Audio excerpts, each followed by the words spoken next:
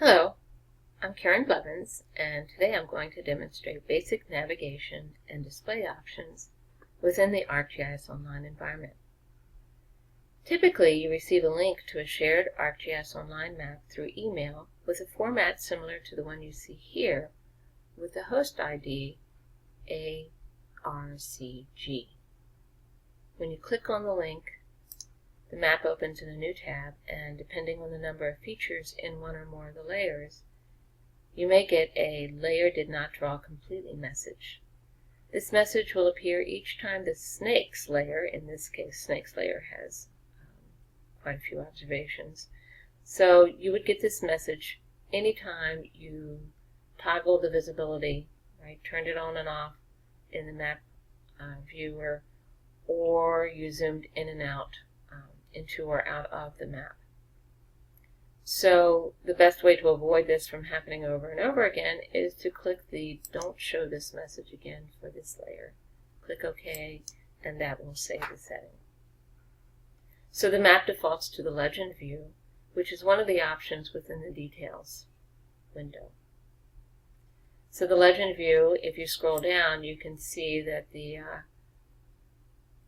Snakes layer is displaying on the Gen Spec field, G-E-N-S-P-E-C, genus species field, which is the first two letters of the genus and the first four letters of the species separated with an underscore. So all observations, or all values, unique values, are displayed in the symbology for the snakes. And then you can see this, the counties are displayed as just simply a red boundary. The USA topo maps, they are a raster. That is a raster layer, so there is no associated symbology for that. So you can see under Details there are three options. But before I get into those, I want to talk about some options in terms of the viewer and navigating within the map itself that are available from within any of those options. So the zoom, you can zoom in or zoom out of the map. As you zoom in, the US topo maps are dynamically scaled, so as you zoom in, that they will automatically update to the current scale. I believe it's largest 1 to 24,000, so you can continue in. Obviously you can zoom out. As with most online maps, by depressing the mouse key and dragging, you can pan around the map itself. Hitting the home will take you to the original saved extent of the map. You can also zoom in on a particular area of the map by using the Shift key and then drawing a box around that region. And you can do that, again and again. So you can use it as sort of a step-by-step zoom in. Again, the home key will take you to the full extent, the saved extent. Sometimes you're not sure what area of a map that where a place is located on the map. So you can actually search for a place and zoom into that through its name. So for example, I want to look at the distribution of snakes within Superstition Mountains. If I type Superstition Mountains and just hit return, it'll zoom in to that location. Again, I can just click off and that will go away. I can actually view descriptive information by clicking on a observation in the map itself. So if I click on this little guy here, there's this descriptive information. Again, it's the fields and their values for that observation. If the pop-up is partially hidden, not maybe off the screen in some way, I can pan around till it is shown up in its entirety.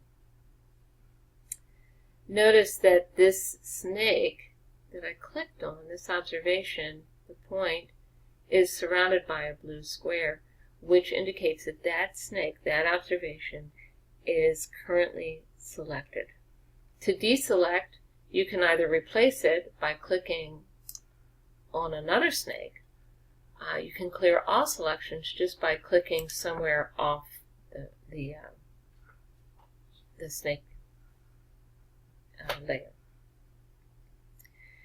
You can also perform basic measurements within the map viewer by using the measuring tools. So the first tool it defaults to is the aerial tool. In square miles, you can change the units to any that are listed. And to do an area, all you're going to do is draw a polygon. So however you choose to draw that polygon. To close a polygon, double click, and then you can see your aerial units, total area is displayed. To do distance, the middle icon, the middle ruler, again, you have various options for units. And again, you're just going to draw a line. Certainly click to add vertices, double click to end that line. And it gives you the total point, total miles. And then finally, you can actually get the geographic coordinate for the cursor, the current cursor position. As you can see, that's dynamic. It updates and displays as you move the cursor throughout the map. However, you may want to know coordinate for a particular point on the map. You can do that just by clicking on a point. You'll notice it adds a small dot, and then the fixed position of that dot is added there. These are not permanent. Once you close the measurement, oh, by the way, you can also display that not only in degrees but in DMS. You can, once you close that, the dot disappears, as does that measurement. All right, so getting back to the options available within the details view, you can see we've kind of gone over legend. We're going to look at about, and basically when you click on about, it just gives you information about the map itself. If you click more details, it takes you into the details environment within ArcGIS Online, and it tells you, any information that they've added to that description. You can open it in Map Viewer, but when you open the layer, this map in the Map Viewer, it's going to open the original shared map. If you open it in ArcGIS Desktop, it will download as a map package, but because the permissions are restricted on the original shared map, the privileges will be restricted on the feature layer, basically feature data set that it opens up into as in ArcGIS Desktop. You would also need, obviously, a licensed version of ArcGIS Desktop to do that. Okay. So the second tab is the Content tab, and this is where you have a little more power in terms of viewing the symbology and tabular data. So notice, though, you have check marks beside the three layers that are in the map. All ArcGIS Online maps have the basic topographic map, rural topographic map. These have been added. If I turn off a layer, that means it's no longer visible in the map. Obviously, I can turn it back on. Okay. And that's true of all of these. Notice under the snakes and the counties, there are additional icons. That's because these are vector data, so they have a few more options that are not available with the topo maps because the topo map, again, is a raster layer. So underneath the snakes data, you can see the first icon on the left is Show Legend. So again, if I click on that, it just gives me the current legend without going into the legend context. So I'm still in content, I'm just able to peruse the current legend or current symbology for that layer. The next icon to the right, the table view or show table, this is where you can actually look at the entire table. So if I click on that, it's a toggle, opens it up. So notice I can't see, well, maybe I can. If I had quite a few, like a lot of fields in this data, I could actually collapse this and it would show more fields. So that's a handy way. If I click on details, it takes me back to the original view. So notice this gives me the full count in the layer, as well as telling me how many features are currently selected in the map document. I also have table options. So filter I go over in a different demonstration, so I'm going to pass that one up and go directly to show selected records. So remember, I can actually select a record just by clicking on it in the map document. Again, I can pan, and that way I can see the record there, or I can just say show selected record, and it will show me the same information, right, as displayed when I click on the map. If I hit clear selection, it only clears the records, the actual rows in the table. It does not clear the point selected on the map. That's because I selected that with the mouse. So that clear selection only applies to records that are selected in the table. So if I decide to select features by selecting their associated rows in the database, I can extend to more than one by using the Shift key. So notice I've just chosen 3 features by clicking on their rows. So again, 3 features are selected, and if I go to table options and say show selected records, it's only going to list those records. Now, of course, those were the top 3, so if I had skipped a couple of rows, and it would have just shown only those that were selected. So regardless of whether those rows are sequential, it will only show the rows that you selected. If I say center on selection, it will take me, in the map document, it will center on those 3 features selected. They're pretty close, obviously. They're the same species.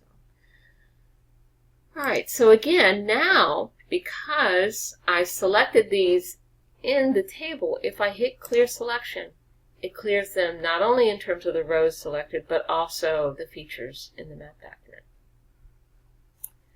Finally, the 5th option, show hide columns, allows you to filter which columns you see. So perhaps you just want to see the ID and the genus and the species. So you can turn off everything else. And that way you can reduce the amount of clutter. So now all you see are the ID, the genus, and the species. Of course, to turn everything back on, you just check the box. So again, just a toggle. To close out of the table, either click the X or come up here, and this serves as a toggle. Click that and it closes out the table. The next icon is change style. And again, you have limited privileges in this map environment. So you have limited privileges in terms of symbology. But basically you have 2 sections to symbology. You can choose a different attribute to display on. Currently it's the gen species, or you can add an attribute. In this case, you can only add the cold date format or form field because it's numerical.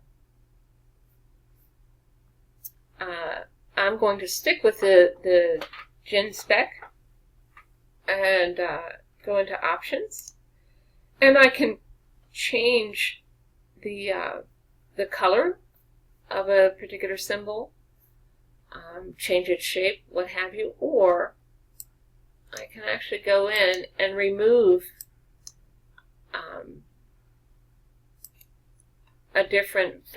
a value from the list of what's being displayed. So you can see I've moved that under Other. And Other doesn't have a checkbox, so it's not being displayed on the map. It doesn't have a check in the checkbox, so it's not being displayed, currently not being displayed. If I turned it on, Other would appear as gray. So you can see it would be pretty tedious to drag and drop items into Other. A much better way to handle or manipulate what's being seen on the map is through a filter, and again that's covered in a separate demonstration. So to get these two values, or any values that have been moved under Other, to get them back into being symbolized, I just select this double-headed arrow basically, and that moves them back in there. I don't want to save these changes, so I'm going to hit cancel and done.